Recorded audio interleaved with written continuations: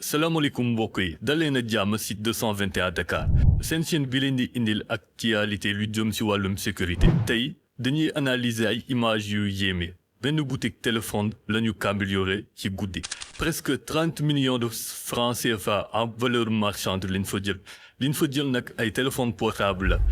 te lépp vidéo de surveillance yi filmé nañ ko de A à Z naka la mbir mi demee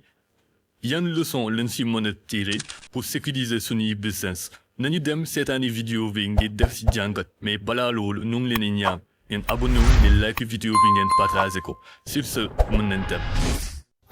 encore centre commercial bi encore une fois encore sàcc encore gars yi gis ngeen jëmm ji imbécile bu mag bii doomu xaraam bii ngeen di gis nii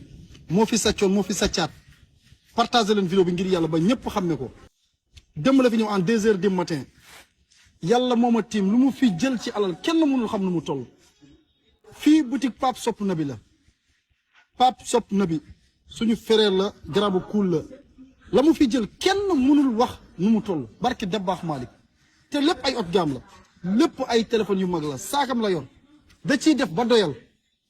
téléphone bi maanaam boutique bi macha allah dafa feesoon del vitre yëpp daa feesoon 17 fermé la ko defoon amul woon espace lépp dañ koy exposé woon ay téléphone mu ñëw jël temps roñ xam nga sàcc moom bu jëlee ci bitik ba desel ba am téléphone yu mu fa bàyyi nga xam ne kii dafa jël ba xelam dal ba xolam sedd guy lii dafa métti réew mi liggéey fii teg fi dina métti trop sax da ngay gëm sa bopp di liggéey ay doomu xaraam di la yàqal lii moom dinañ ko topp te duñ ko bàyyee nii mu yomb bii mooy 2e fois ci centre commercial bi ñu fiy dajji bu njëkk bi man la gis ngeen démb lii nga ñu defaat nooreen iPhone la ñu dajji ak Pape Sopp Nabi mais lu ñu jëlal Pape kenn mënu la wax nu mu toll barki Dabbaax Malick boo ko doon xayma moom ci alal war na ëpp ay 30 millions parce que téléphone yi mu jël yëpp ay haut de gamme la partagé leen vidéo yi ngir yàlla yonent bi ngeen xaar partagé leen vidéo yi kii moom du yombe nii bi yow.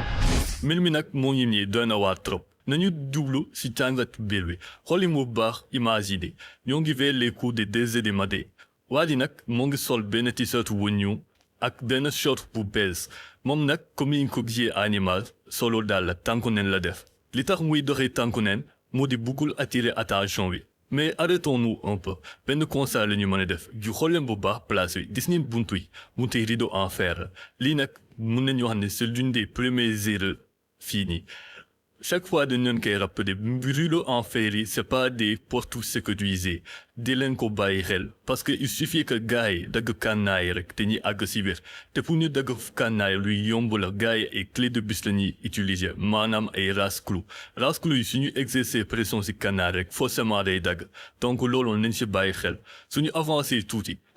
dañuy gis ne am na benn moment boo xamante ne waa ji phase d'observation la nekk day xool de gauche à droite pour repérer bépp nit boo xamante ne day ñëw pour mu mën a agir ba muy agir moom kese la woon en plus dafa tekk masque pour dissimuler visage am lii nag daf ñuy rappeler benn mbir am ay caméra yor leer du tere nit ñi su ñu bëggee cambrioleur de nel cambrioleur te baax su fekkee ne dañuy yor ay caméra de surveillance ñoom boole si ay système d'alarme connecté yoo xamante ne dafay am détecteur de mouvement buy connecté ak porte bi et ça bu nit en laale porte bi rek daf leen di envoyer benn notification ci seen téléphone amaana aussi am na ci système yoo xamante ne suñ ko connecté porte bi et ça bu nit laale porte bi rek su ko ubbiir dina am benn 30 secondes wala 10 secondes boo xamante ne da lay laaj benn code bi soo ko dugalee rek alarme bi day déclenché pour boobaa foofu noonu yëpp alarme sonore bi mën na leen réveiller ba waa ji mën a entraîner ci moom panique beneen bi ci toppaat aussi mooy gestion de stock di leen bàyyi xel matériels yi ñu di bàyyi seen place ay téléphone portable fexe leen a am ay coffre-fort yoo xamante ne dafay serré particulièrement coffre-fort yoo xamante ne dañ koy ancrer sur mur wala ñu ancrer sur le sol ba guddi su jotee soo leen dem ba ñibbi ngeen jël seen téléphone de haute valeur yëpp ngeen dugal ko foofu noonu loolu c'est une chose très importante pour képp koo xam ne da nga yor place yoo xamante ne dafa am valeur. vidéo bi nag li arrive à son terme mais j'espère que apprécier ngeen ko bu baax tey jàng ngeen si ñu leen ñaan leen abonné wu ngeen like vidéo bi ngeen partagé ko. lii nii daf ñuy soutenir bu baax a baax sur ce ñu wante ba beneen suñ beneen jàngat sur 221 Dakar